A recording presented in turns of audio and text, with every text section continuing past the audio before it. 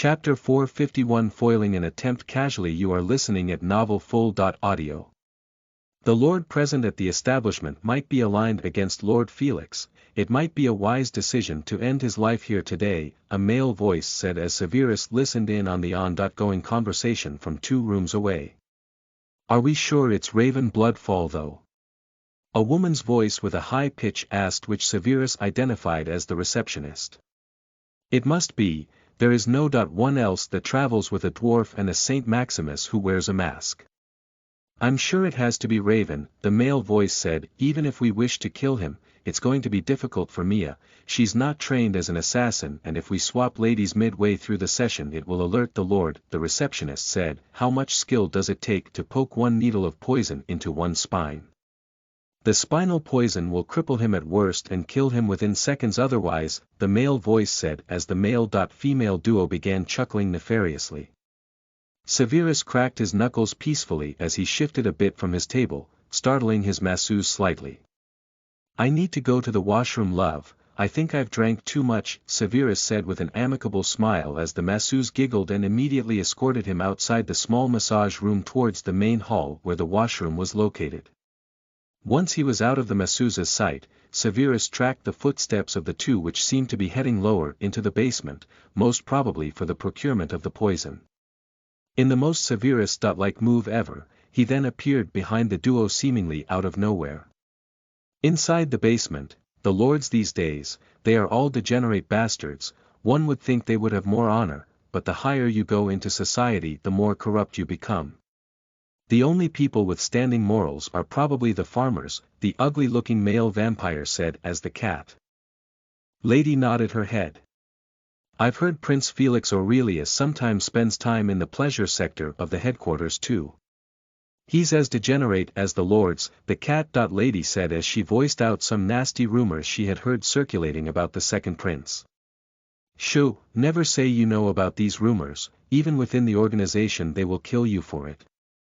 Our only goal is to help him reach the status of the crown prince, that's it. We can judge everyone else but not our partner, the male vampire said as he cautioned the woman against discussing anything ill about the second prince. Here, this is the poison we should use to kill him, right? It's the most potent, extracted from boiling 17 scorpions alive using the spirit of a vengeful wraith. A single drop can kill even a giant. This is sure to kill him quick, the cat lady said as she looked at the murky green poison vial with stars in her eyes. Merlin. Is this okay? The cat lady asked again as when she got no answer for her question twice she turned to look at her partner irritably only to find his dead body lying behind her with his brains splattered all over. MMORPG. The cat lady tried to scream, however, a hand muffled her efforts as someone restrained her from behind her back. She squirmed and struggled against this individual's grip, however, she was too weak to wrestle out of it as after a few seconds of wasted effort she settled in calmly. I'm going to remove my hand from over your mouth and you are going to answer a few questions of mine. If you shout, chant a spell, talk nonsense, or lie to me, I'll immediately snap your neck and end your life. If you understand your circumstance, nod your head up and down, Severus said as the terrified cat lady who was dripping piss alongside her legs nodded her head fervently. Severus released his grip from over her mouth as she panted for air, but did not make a single screaming sound for help. Does the Red Umbrella support Felix Aurelius to become the crown prince? Severus asked. Yes, the cat lady replied curtly. What do you know about the nature of this arrangement? Severus asked. Prostitution is legal in many communities like the dwarves, the goblins, the orcs, the humans, the beast-men. However, Regus Aurelius looks down on the practice and suppresses the Red Umbrella group thoroughly. With the rise of Felix Aurelius we hope that the restrictions would be loosened and business will expand, the cat lady said as she narrated the tale that had been handed down to the low-level employees. Severus was not dumb enough to believe that whatever the woman said was the true nature of Felix's arrangement with the group, but he was happy to know that the reputed second prince had such a dark ally in his corner. Snapping the cat lady's neck, Severus shamelessly looted everything from the basement, from poison vials to bags of stored gold, with a total value of 1.2 million gold coins, as after 5 minutes he returned to his masseuse, who was waiting for him with a smile on his face as he apologetically rubbed his belly. "Sorry, my stomach acted out," Severus said as the masseuse covered her smile with her tentacles and said, "Shall we continue then?" "Of course," Severus replied as he transitioned back into his vacation mode. Today, the bachelor's trip had landed Severus some extremely critical information which he was sure even major intelligence organizations lacked at the moment. As to how Max used this information to his advantage was none of his concern, but he was pretty satisfied with how he handled the assassination attempt today. In the end, Max already did have Zippo, and the assassination attempt was never going to be successful even if the masseuse did sneak up on Max. But it felt good to foil someone else's plan so casually anyway. /////A/N. Chapter 13/30, The Start of a New Day /////. Chapter 452, A New Graduate. You are listening at novelfull.audio. On the streets of Dworgen, the group wasn't exactly tired after a long day, but they had no intentions of going out for the day after the pleasing massage as they headed back towards the hotel on foot. The massage was really good, however, it ended in an abrupt panic when some workers raised the alarm over the assassination of the receptionist. Despite the early finish, everyone was rejuvenated and had a good time. On the bright side, Sebastian sobered up enough to be in his senses and did not utter gibberish anymore, but on the worse side, him sobering up gave him a nasty hangover, making him a little irritable. "My head hurts, boys, you both should have stopped me at the 10th bottle, I think I overdid it a bit," Sebastian said as he massaged his forehead. Up till now, Max did not notice it explicitly, but when Sebastian began massaging his head he noticed that in Dworgen, where 9/10 travelers were dwarves, 2/10 of them were massaging their forehead, similar to how Sebastian was. "A culture of hard-working drunk people," Max murmured as Severus with his super hearing heard it and nodded. Dwarves were a simple race, they poured their soul into their work even at the cost of personal health, and drank more alcohol than they drank water. They did not have a culture of cheating on their significant other, and the female dwarves were more proactive than the male ones in chasing their love. Overall they were adorable and easy to get along with, which made Dworgen a relatively hospitable place. "Boys, look. A gambling joint." Sebastian pointed as suddenly he seemed excited. "Let's go and try our luck, 1 million gold coins each. Let's see which one of us walks out the richest," Sebastian suggested as he was betting on himself to win this competition. Initially Severus and Max wanted to retire to the hotel for the day, but seeing Sebastian so pumped up they decided to go along with this impromptu plan as well. "I'm down," Max said as he glanced towards Severus to see his reaction. While Severus was doing well for himself in life, he did not have piles of cash lying around like Sebastian and Max did, and had to think thrice before spending large sums of money like 1 million gold coins on stupid experiences. The only reason why Sebastian was rich was because he had raided Kremitha's supplies collected over the years, just like Max, which he slowly sold as he wanted money. Without Kremitha's items, Sebastian's salary as the foreign minister did not allow him to live life in such a grand fashion. Just as Max wondered if he should cover Severus for the event or not, Severus agreed amiably to, giving Max a slight surprise as he thought Severus would surely tell the duo to carry on while he watched.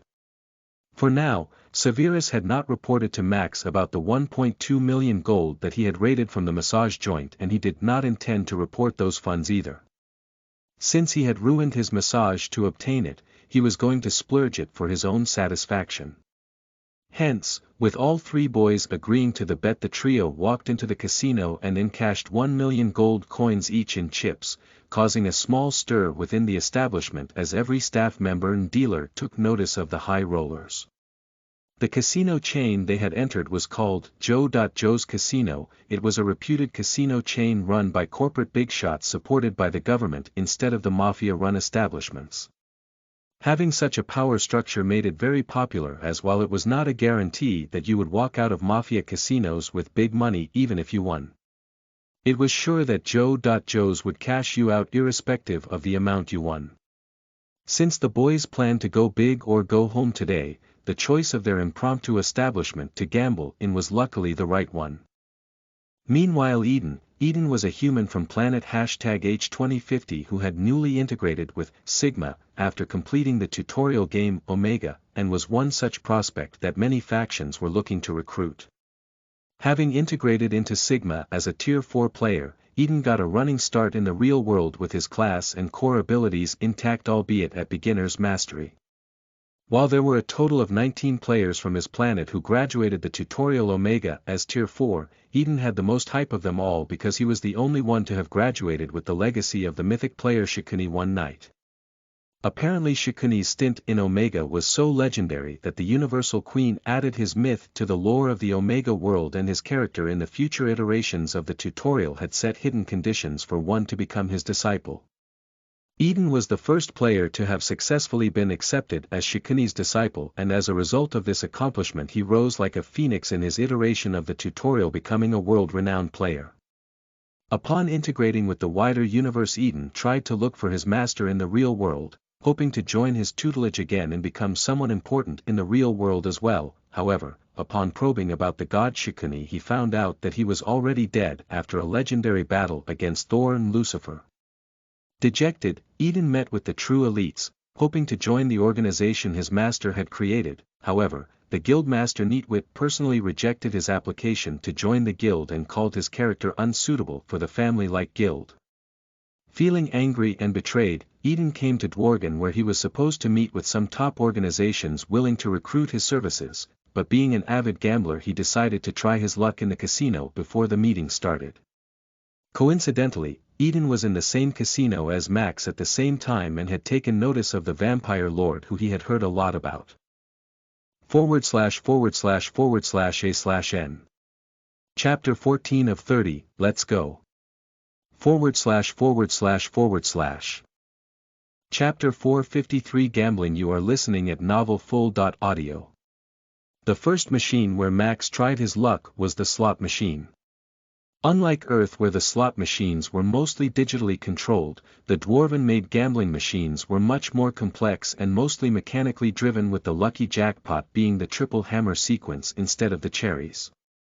The reason why Max chose to try his luck at the slot machine was because he had heard about the rhythm method in his past life, which increased the odds of winning at a slot game.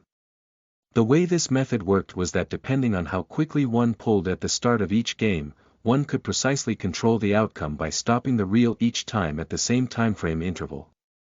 With practice one could develop the skill of controlling the first reel to make it stop on the same symbol every time. This way, by being sure to catch the hammer in the first reel at least, the chances to get a jackpot increased significantly. The downside of the method was that the rhythm of each machine was different and it could take one a lot of money to get it right. While the common gambler could not afford to burn 50.100k gold coins just to get the rhythm of the machine right, Max could.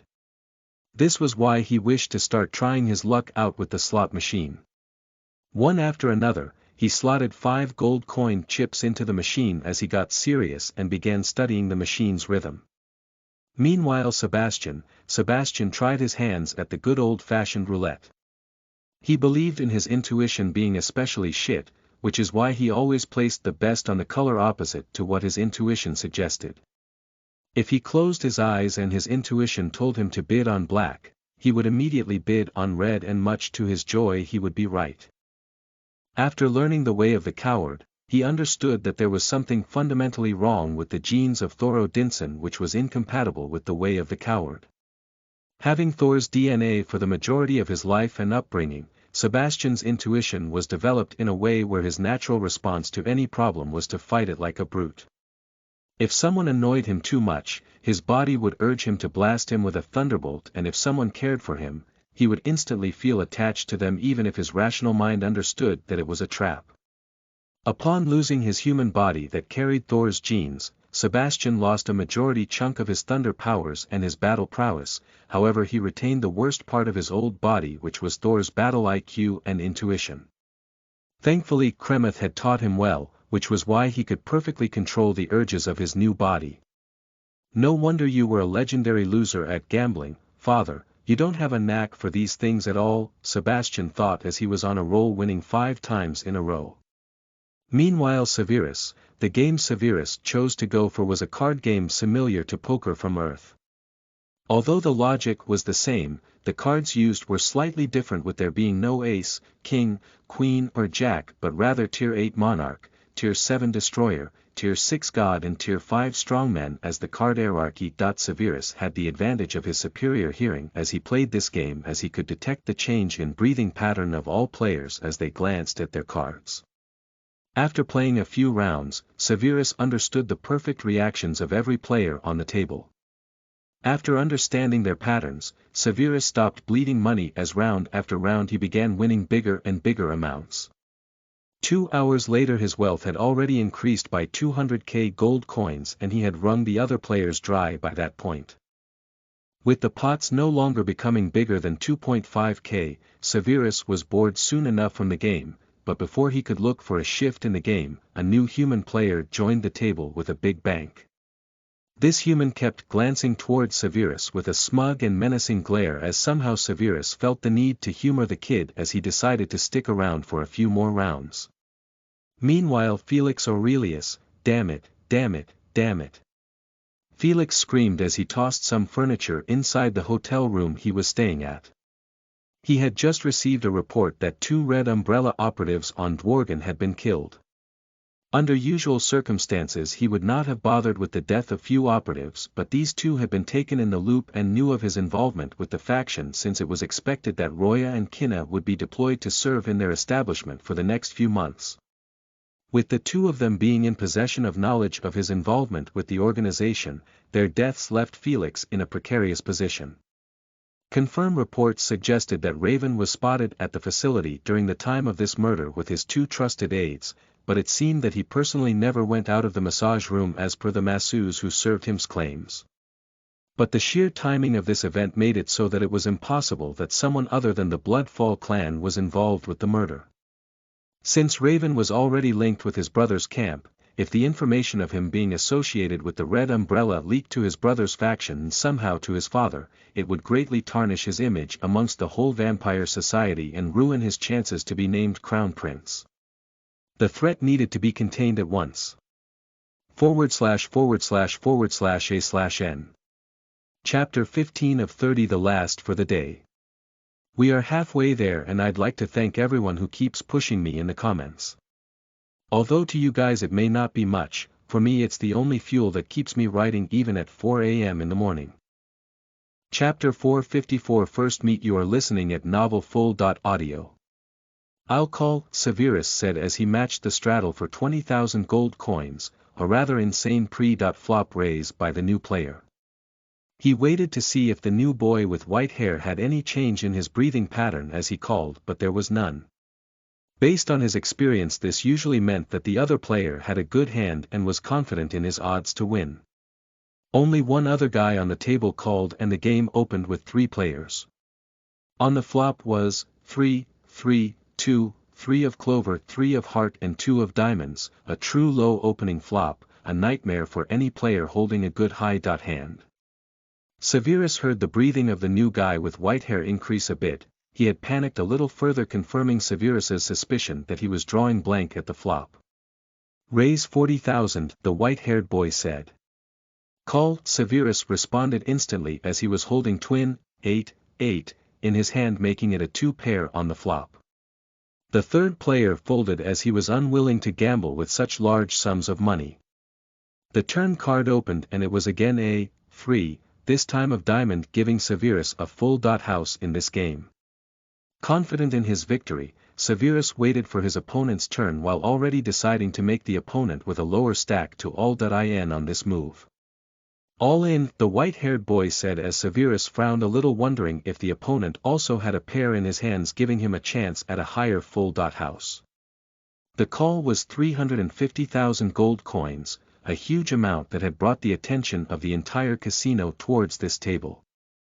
Adding the coins that Severus and his opponent had already played, if Severus chose to call this hand the pot total would come near 900,000 gold coins, a truly monstrous number. Severus looked into the eyes of the kid who was grinning at him smugly, making it difficult for Severus to understand whether or not he should call. In the end he mustered the courage and decided to give it a shot as he called his opponent. The river card was 9 of hearts, which only left the players to show their hands. Everyone in the room held their breaths as the boy opened his cards, which were 4 of hearts and 7 of spade. Oh, everyone winced at his bad sense of gambling to have bet on a blank with not even a high card in hand. Severus revealed his hand casually and won the money comfortably, enjoying the free applause he got alongside it from the audience. He expected the kid to be annoyed, but instead he laughed and clapped as he extended his hand for Severus to shake. "Hello, I'm Eden." "Severus, exciting game, well played," Eden said with a smile. "Wish I could say the same for you, but you're plain stupid," Severus replied, leaving no room for courtesy. "Huh, oh come on, I got a great kick out of it, completely worth the money lost," Eden said as he pinched his throat and pointed towards the sky. Severus judged the smiling kid and presumed that he was an adrenaline junkie, the kind that preferred to do stupid stuff just to feel slightly alive. Rolling his eyes, Severus stepped up from the poker table and walked towards the bar. Eden followed Severus, walking beside him as he said, "Don't you want to play another round? I have a few more bucks, I can buy more chips." "No," Severus denied as he ordered a beer at the bar. Eden sat beside him silently and ordered a beer of his own, as he observed Severus, who was glancing at the direction of Max playing slots seriously. "You know him? Lord Raven?" Eden asked as Severus gave the boy a probing glance before nodding his head. "Doesn't he have a close bond with Master Shikuni's brother? Doesn't Max Rajput work as a commander in his army?" the boy said as Severus almost spat out the beer he was drinking. "Master Shikuni." Severus repeated this phrase in his head thrice, before turning to give the boy a proper look. "Shikuni the Terrifying is your master?" Severus asked in a half-threatening tone, expecting the boy to come clean. "Well, not exactly, but I obtained his legacy in Omega, so I like to believe I'm his inheritor/student," Eden said as he put his tongue out like a dork, flexing rather shamelessly. Up till now, except for Guildmaster Neatwit, who seemed to be biased against him, anyone who heard that he was inheritor of Shikuni's legacy was thoroughly impressed by this achievement. However, Severus was not impressed at all. "You learned from Shikuni's clone extracted from the Universal Queen's understanding of his characteristics and nature during his time as a player in Omega. You did not learn from Shikuni himself. If the Queen was capable of understanding Shikuni's true potential, he would not become the only individual to break the tier limit in the tutorial and ascend a god. Don't delude yourself thinking you are his student, he would never spare you a second glance if you met him for real," Severus said coldly as Eden started to fume visibly. The boy, who was all smiles and fun till now, suddenly started to emit a thick killing intent which caused the Tier 1 bartender and some other guests to feel dizzy and faint.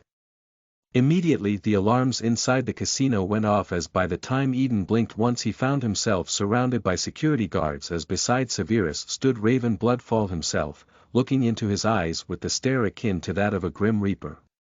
"Control your killing intent, boy, this is not a place where you can act rowdy," Max said as he admonished the teenager who reluctantly receded his aura. "Lord Raven, I'm sorry for this disturbance, but this man insulted me and my master, which I could not tolerate. Forgive me for disturbing your gaming experience," Eden said as Max retracted his gaze and patted Severus over the shoulder. Taking this opportunity to surprise him, Eden jumped at Max, hoping to put him into a sleeper hold. However, to his horror, he saw Raven react faster than his Tier 4 speed could match. Up as he sidestepped his jump and caught him inappropriately by the balls. Ball crushing, pain so severe that it caused his vision to black out gripped Eden's entire body as he laid flat on the floor and roared in pain. He felt like his nut sack was on fire and the pain was spreading fast throughout his body. Writhing on the floor, he glanced at the direction of Raven, who he wanted to impress by attacking him as he saw his blood-red eyes looking down on him. "Cocky brat," Max murmured as he walked away from Eden, rolling on the floor as the casino security restrained him and removed him from the premises. Severus hoped that this would be the last time he saw this dumb kid, however unfortunately for him, the adrenaline junkie was a little too messed up in the head to let this incident slide for good. //////A/N. A break day today with only one chapter, we resume the schedule from tomorrow /////. Chapter 455 A Champion. You are listening at novelfull.audio.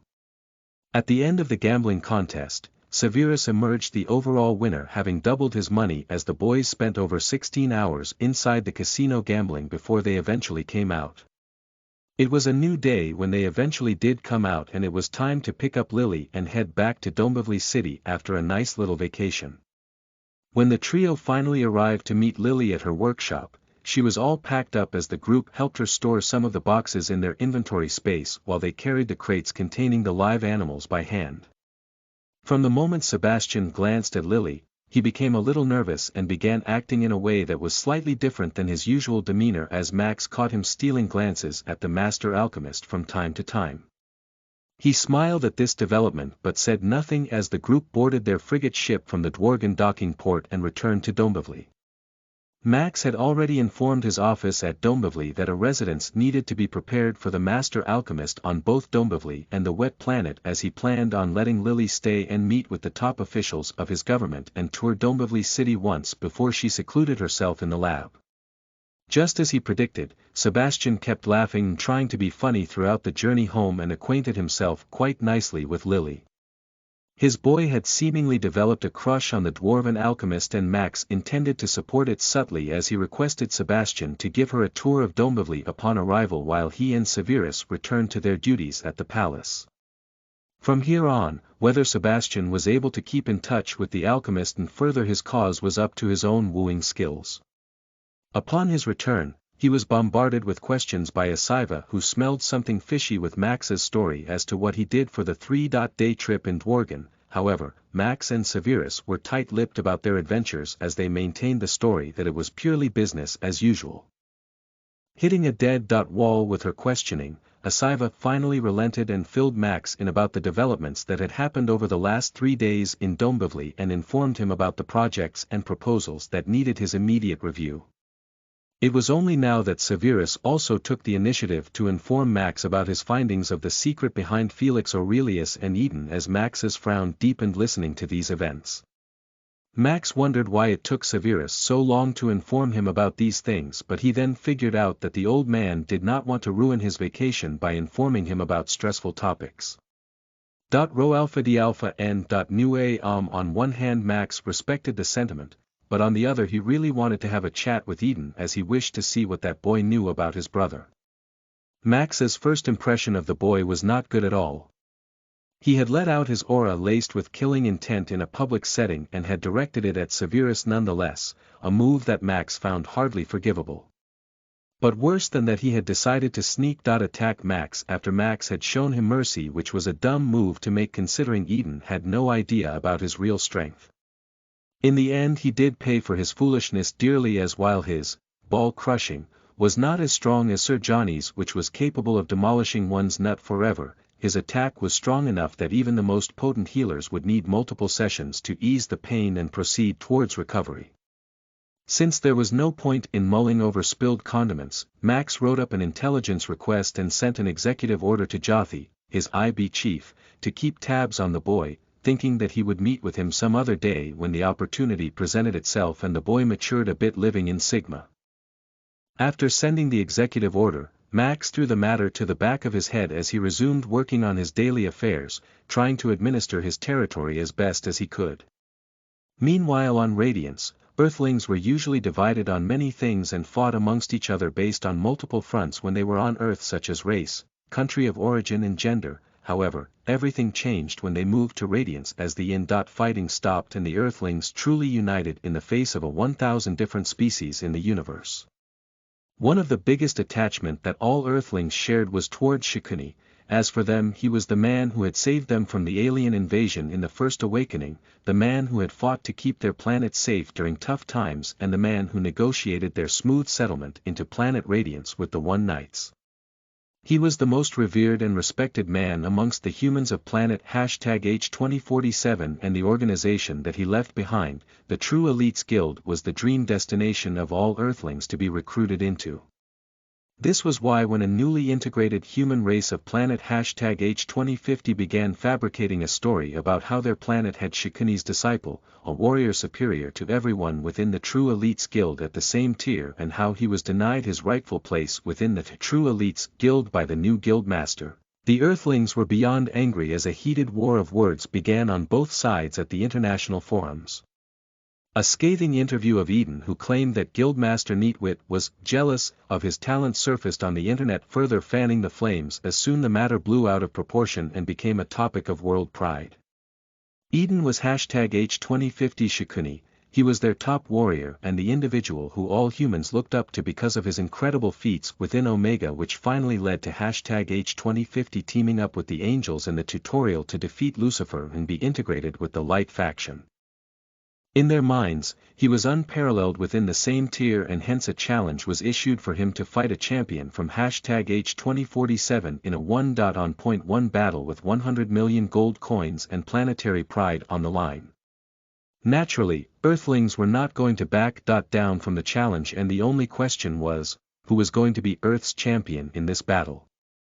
The decision to send the warrior representative of Earth was left up to the True Elites to decide, as they were the organization where the world's top talents had gathered, and while Neatwit had a pool of over 1,000 Tier 4 guild members to choose from for this fight, there was one particular boy he had in mind which was his first priority for this event, should he still be at the Tier 4 strength. The boy he had in mind was none other than the winner of the Earth's Strongest Warrior event, the younger brother of his best friend Rudra, the aloof Max Rajput. //A/N. Chapter 16/30, A New Day, and we are back at it // Chapter 456 Summon. You are listening at novelfull.audio. Inside Max's palace, Dombivli City, Max was walking through his palace halls, moving from the courtroom towards his office, when he bumped into Amelia. Lord Raven, the secretary of the True Elites Guild, said as she greeted Max. Bye. Max bit his tongue as he checked himself mid-sentence. He had almost called Amelia, Big Sister, by habit, forgetting that he was currently under the Raven persona. Lord Raven, she's Amelia from the True Elites Guild, she requested your presence. We were just escorting her to the waiting room, the guard said as he took Max's silence as an indicator that he had no idea who the person was. Max nodded. He was not mad that Amelia had been granted entry so easily into the palace, as coming as the representative of the True Elites Guild she was an esteemed guest at the Bloodfall clan. I'm honored to host you, but please excuse me for 5 minutes for I'm in the middle of a task. Kuru, escort the guest to the Western Garden please. Get her whatever she wishes to drink while she waits, Max said as he posed a fake smile in front of Amelia. Kuru, the guard escorting her, nodded in understanding of Max's instructions and began guiding her towards the Western Gardens. Once out of eyesight, Max's smile turned into a frown as he changed his destination from the office towards the Intelligence Bureau, wondering what universal event had transpired for Amelia to visit Bloodfall clan so suddenly. If there was one thing that Max understood about Amelia, it was that she was an integral part of the True Elites Guild and would not be asked to go out on a diplomatic mission if it were not for something extremely important. Inside the Underground Intelligence Bureau's office, why do you think she's here, Jothi? Max asked the old thief with an eyebrow raised. There can be multiple reasons behind her visit, but the one I personally think is most plausible is related to a big fight my men have been tracking on the forums in the last few days. The boy you asked us to keep tabs on seems to be a very popular figure amongst the newly integrated humans, or #H2050, where they think that #H2047 humans are purposefully holding the talents of their planet down, Jothi said as Max recalled the intelligence report he received yesterday night about the interview Eden had given about Guildmaster Neatwit being a jealous man. So what's the situation now? Max asked. The situation now is that a fight has been proposed between the champion of #H2047 and #H2050, and the condition of the fight is that both have to be at the same tier strength. Netizens on both sides have decided to crowdsource the bet, with 100 million gold coins and planetary pride on the line. The contract drafted by Eden's side says that the losing planet will have to offer a public apology to the Human Association and will have to keep mum on the Universal Forums for a year. As per our knowledge, the champion of 2050 is Eden himself, while the task of selecting the champion for 2047 is given to the True Elites Guild. If my understanding of the situation is not wrong, then the True Elite Secretary might be here to find about the whereabouts of one Max Rajput. Recently there have been a lot of push from the people of #H2047 for him to take up this fight. However, I'm apprehensive of him being eligible for this fight. His past record suggests that he's at least a tier 5 peak warrior for being able to deal with Rose Medici in the Dombivli War. If he's really at tier 4, then I'll need to reconsider the knowledge I have about the universe and reassess the strength of the gods, Jothi said as he completed his duty as the IB chief by prepping his lord for the meeting with essential information. Good work, Max complimented as he took his leave from his office, mulling over the whole topic as he made his way to the Western Garden. At the Western Garden, the set-up Max had built at the Western Garden was to arrange a semi-formal meeting spot, by having tea while overlooking a lush green garden. It was the place where he chatted with close allies and indulged in conversations that were not completely business-related. Sorry to keep you waiting, Max said as he took the seat opposite to Amelia who was having a glass of iced tea. You have good aesthetic sense, my lord. I've enjoyed the garden a lot, Amelia said, making small talk as she complimented Raven. It's nothing, mostly the work of Prime Minister Asiva. Max said with a smile, to what do I owe the pleasure of today's visit? Max asked curiously as Amelia seemed to be amused by Max's weird mask that changes colors every time she blinked while looking at his face. Lord Raven, I'm looking for Max Rajput. I've been told he was last spotted recovering in Dombivli during your coronation. I've been trying to get a hold of that boy, but he has a very aloof personality, Amelia said as her request more or less confirmed Jothi's theory that she was here to ask Max to join Earth's fight. Max paused for a while, seemingly mulling over a reply, before he asked patiently as to why Amelia was looking for Max Rajput. There is some internal matter between us humans, Lord Raven, something about planetary pride. I would explain the situation in detail to you if you wish to understand, but it's really nothing of substance and just an internal quibble. I'm sure you are a busy man, and I don't wish to impede too much on your personal time, Amelia said as she revealed a little bit about why she was looking for Max while not revealing too much. Max pursed his lips as he thought seriously about Amelia's request. On the surface it was a very simple matter for him, but in reality it was very complex. I'll try to get a hold of him, but it will take a few hours at the least because he's currently not in Dombivli. If Ma'am's secretary wishes to meet him here, I can arrange temporary accommodation for you in my palace while you await his return, or I can tell him to meet you at a destination of your choice. But I'd also like to clarify that he might refuse. While I'm the lord of everyone inside Bloodfall clan, Max isn't one of my subjects. Max said as he sighed deeply. Amelia was not the least bit disappointed by his answer as this confirmed her suspicions that Raven did have a method to contact Max for emergencies as she mulled over exactly where should she meet the boy, before deciding that it was only best if he came back to the guild to have this conversation. Please pass on the message to him then that his guild requires his services and that he needs to come to the guild hall on Radiant's latest by tomorrow, Amelia said as she stood up from her seat having finished her drink. Thank you for all your help, Lord Raven. The elites will remember your grace, Amelia said as she shook Max's hand and took her leave. /////A/N Chapter 17/30, Let's Go, // Chapter 457 A link back home. You are listening at novelfull.audio. Planet Radiance. Learning from his past experience of being swarmed by common people during his visit to Radiance, Max decided that he would very modestly approach the guild grounds from the teleportation center by covering his entire body with a hooded robe.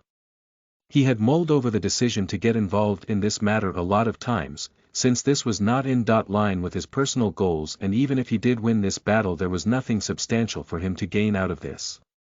In the end, He decided to come anyway because even if this was not a project that could bring him personal benefit, it was something that he had to do for his pride as a human from Earth and as a Rajput.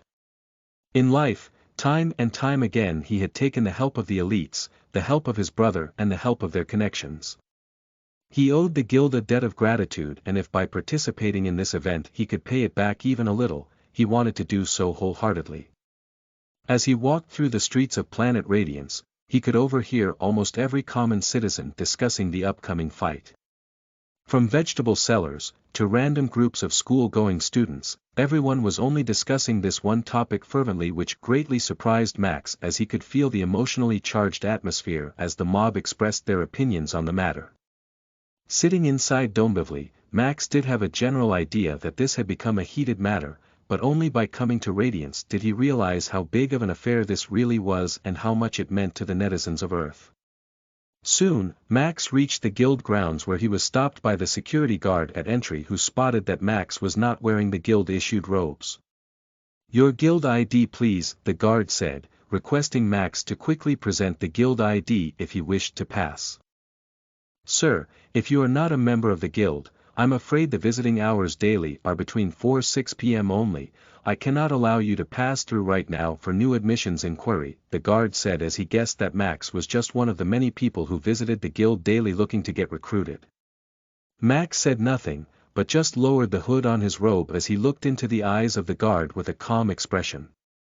The guard sucked a breath of cold air when he looked at Max's face, recognizing him instantly as he stumbled to open the gate in a hurry while immediately giving the passing man a tight salute that he only gave to the guildmaster otherwise.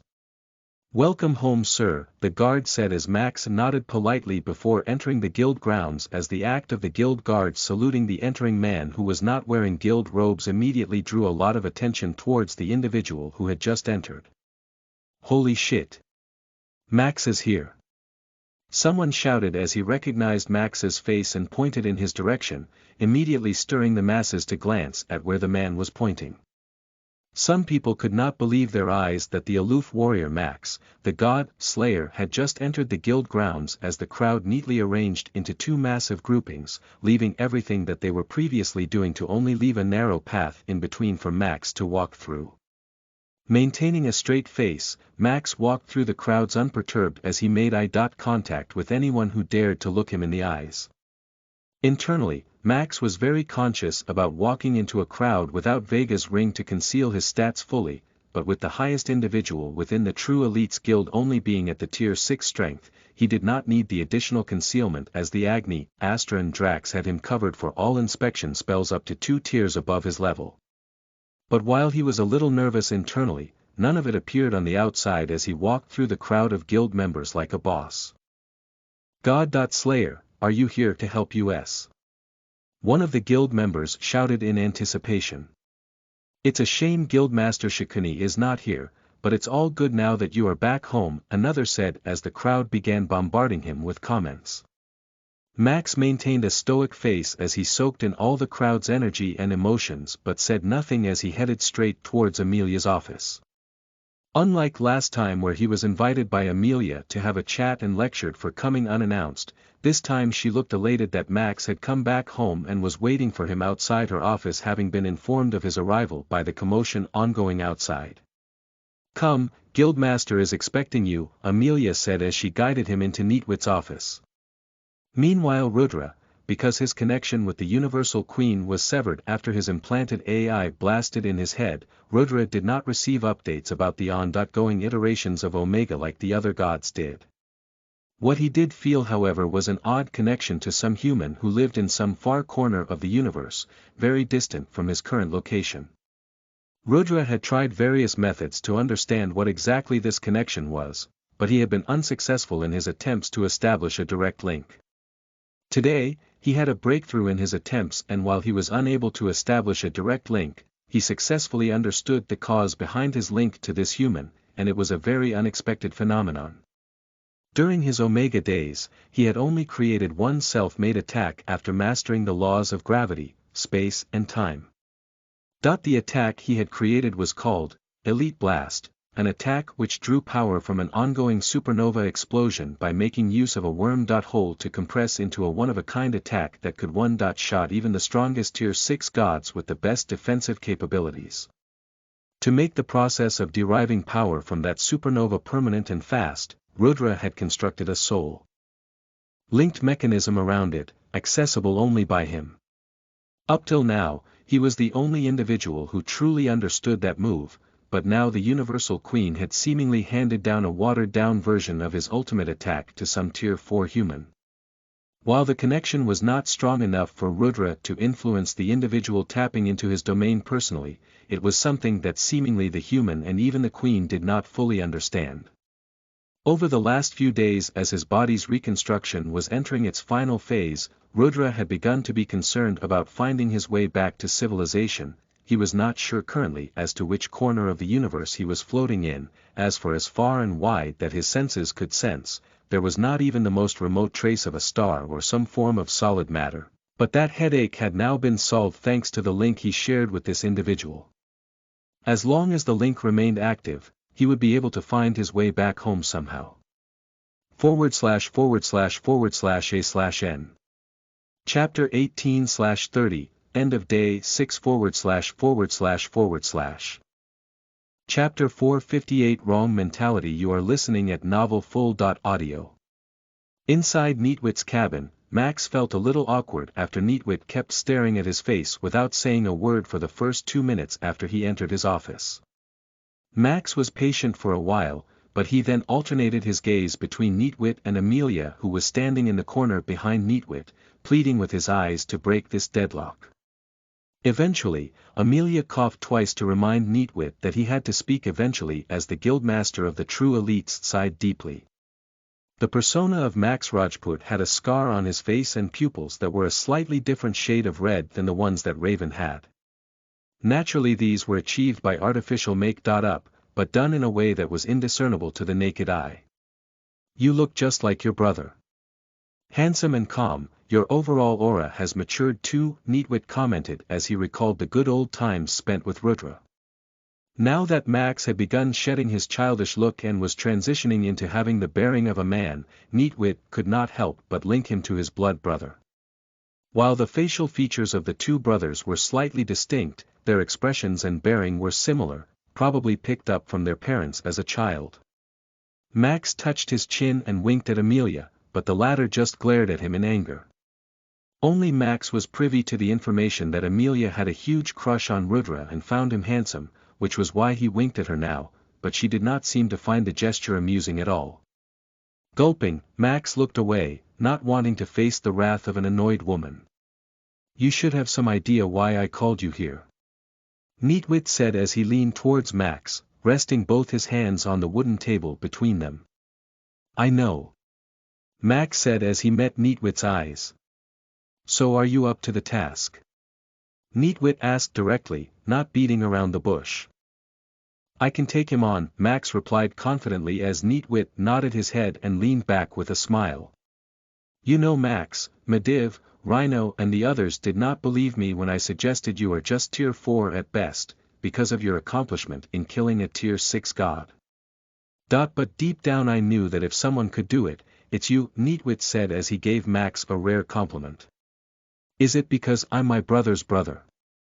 Max asked self-deprecatingly as he half thought that Neatwit believed in his potential just because he measured him with the same stick as his brother. No, it's because you are the only student apart from Bo that Sir Johnny ever took. In. Bo right now is a talented assassin, probably the only other mortal I know that has killed a god. Of course he's at Tier 5, so it's not as impressive as you, but it's still something other mortals can't hope to achieve, Neatwit said as Max was surprised by his assessment. As a child, it was Sir Johnny who had helped build his fighting fundamentals, and the only move that he carried from Omega to Sigma was the ball-crushing attack that Sir Johnny had taught him as a kid. In private, Sir Johnny had often said that if there was anyone who had the potential to rival or surpass Rudra someday it was Max, but apart from the dead Rudra and Karna, only Neatwit was present when this conversation happened. Your opponent is Eden, a boy who has gotten your brother's legacy from Omega. He is a knight class warrior just like your brother and has a very rounded overall development. He has managed to carry 2 items with him out of Omega, which are the Sun God's bracelet that your brother used often and a high-quality sword that I don't recognize. He has the teleportation move, Blink, in his arsenal just like your brother did, which makes him capable of launching sudden sneak attacks and creating openings otherwise impossible. I don't know his class-specific moves, it was something even my inspection spell failed to pick up on, but that only means it's at least at the legendary grade or above. He has 3 such moves, giving him 3 trump cards in his arsenal. If I was confident that someone from the guild could beat him, I would not have sent Amelia to specially summon you. But as much as I want to discredit the boy, I do have to give him credit that he might be unstoppable within Tier 4, Neatwit said as he revealed details about Eden based on his own meeting with the boy. Max frowned a little. When he had faced the cocky brat inside the casino, he did not have the chance to fight a proper battle, but if the other party had all the hidden cards that Neatwit suggested he had, then it would make him a truly fearsome opponent. If he is so good, why did you reject his bid to join the guild?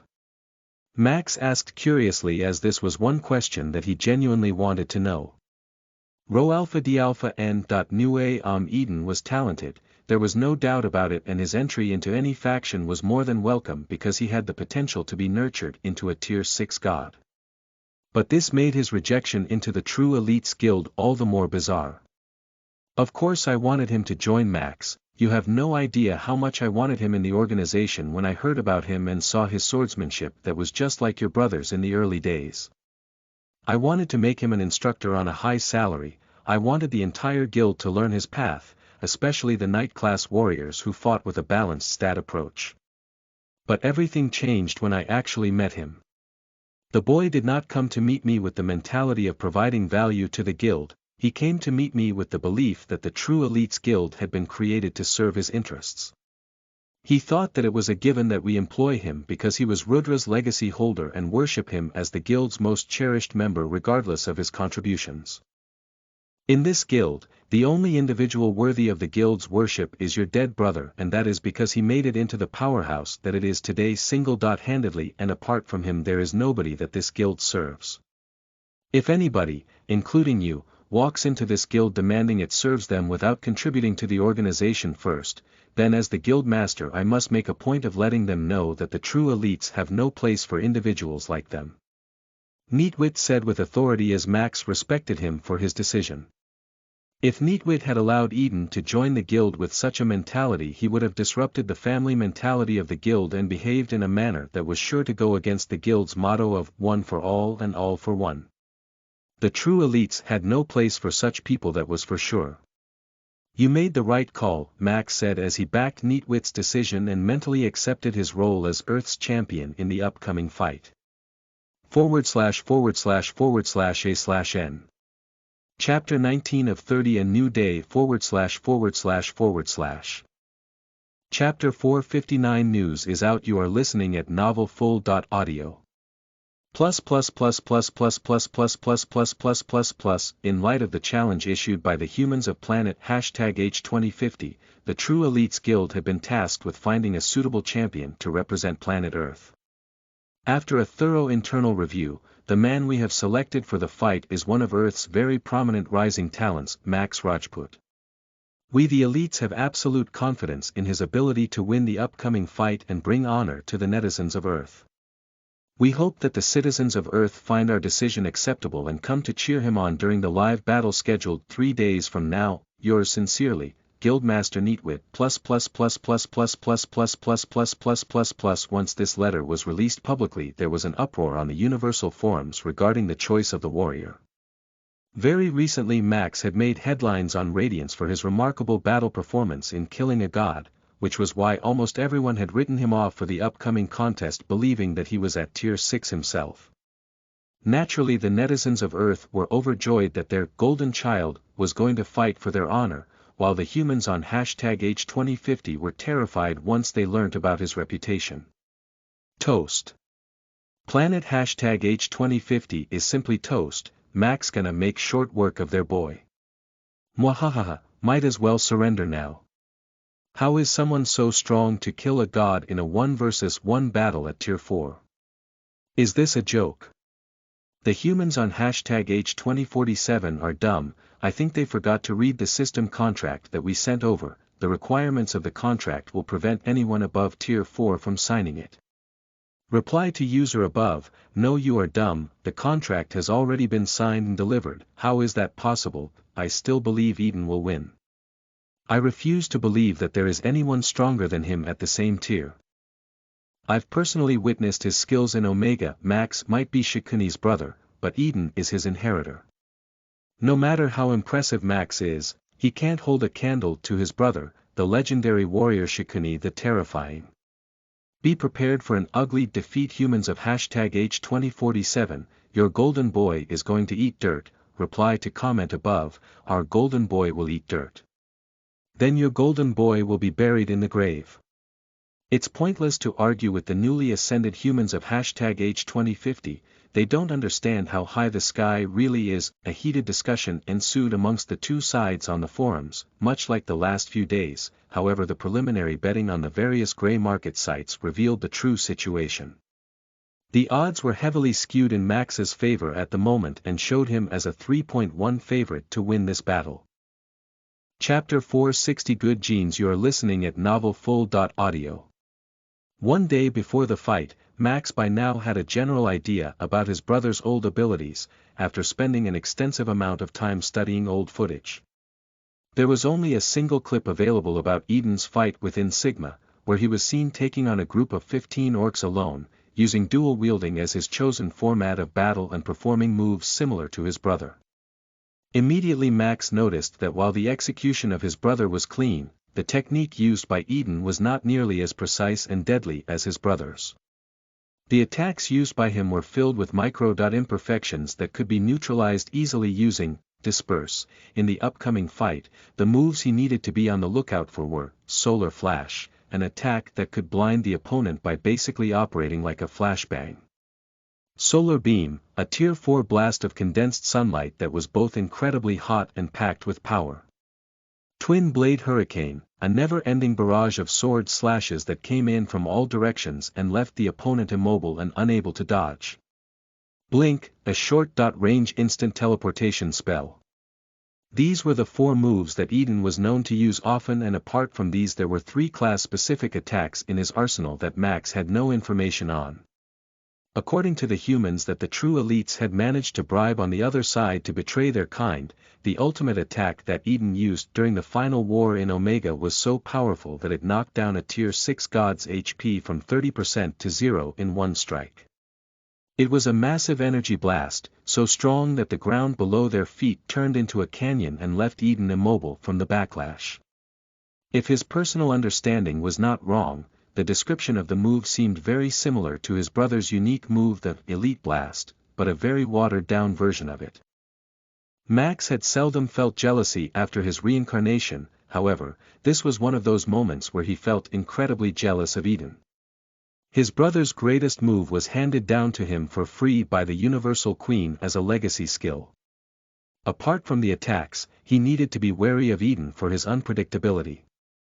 The boy was a little crack in the brain and could not be measured by common sense.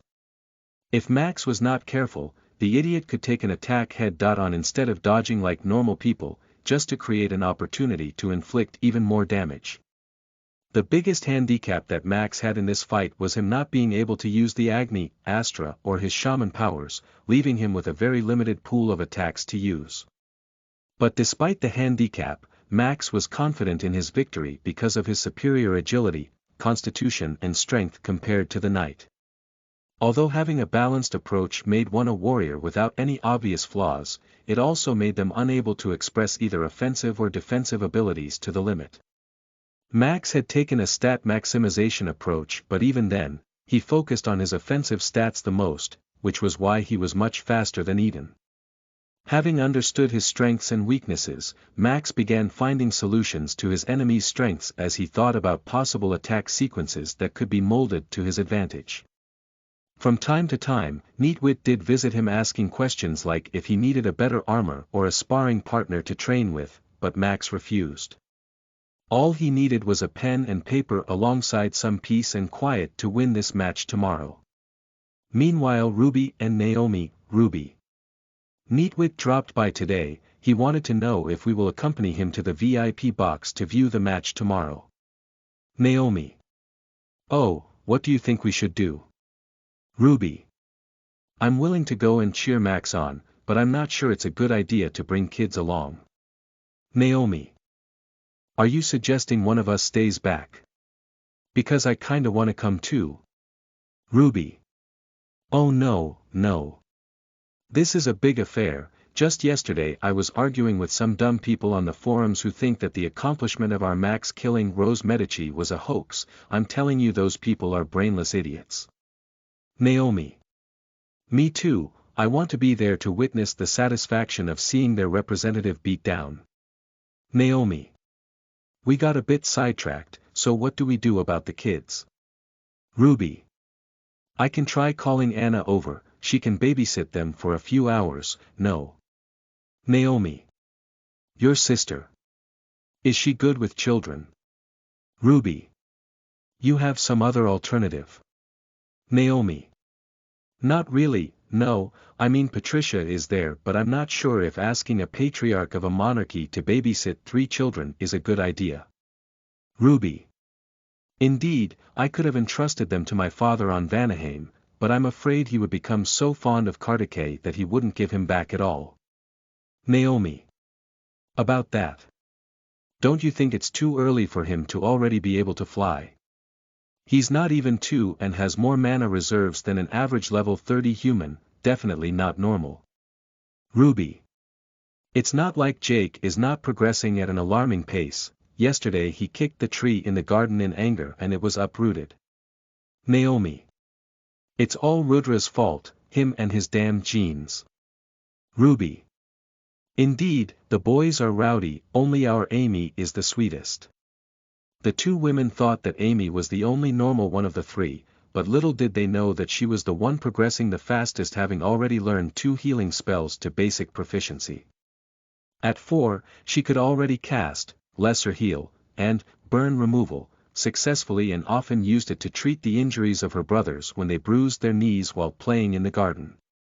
While her learning the spells itself was fine, the truly ridiculous part was that she had learned it not from a teacher but from watching Naomi cast it a few times on his brothers, and learnt to do the same on her own, using her own comprehension. /////A/N. Chapter 21/30, End of the day //